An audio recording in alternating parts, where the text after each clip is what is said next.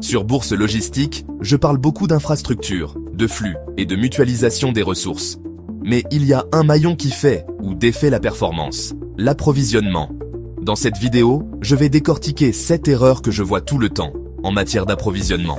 Et, plus important encore, comment les éviter.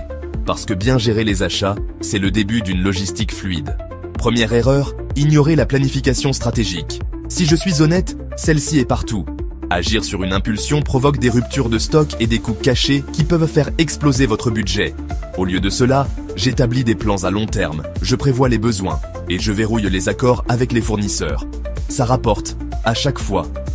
Deuxième erreur, négliger les relations avec les fournisseurs.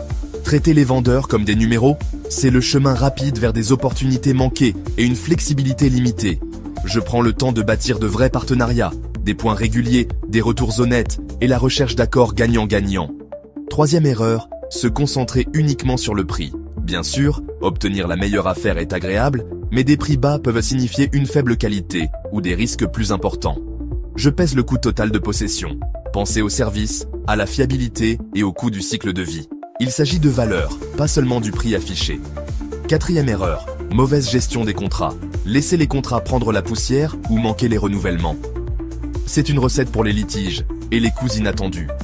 Donc, je suis les dates d'expiration, j'examine les termes et je garde tout à jour.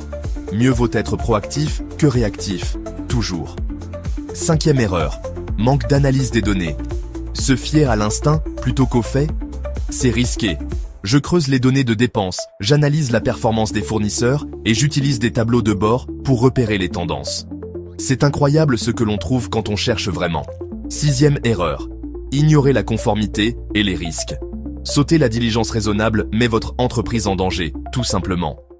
Je m'assure de vérifier les fournisseurs, de suivre la politique et de rester au courant des réglementations. Cela réduit les surprises au minimum et rend mon équipe plus en sécurité. Septième erreur, résister aux outils numériques. S'en tenir à des processus obsolètes ralentit tout et rend les erreurs plus probables. J'adopte les plateformes d'e-procurement et l'automatisation. Cela fait gagner du temps, réduit les erreurs et me permet de me concentrer sur la stratégie au lieu de gérer les urgences. Voici le truc, les erreurs arrivent. Ça fait partie du travail. Mais corriger ces erreurs, c'est ce qui transforme un acheteur transactionnel en un atout stratégique.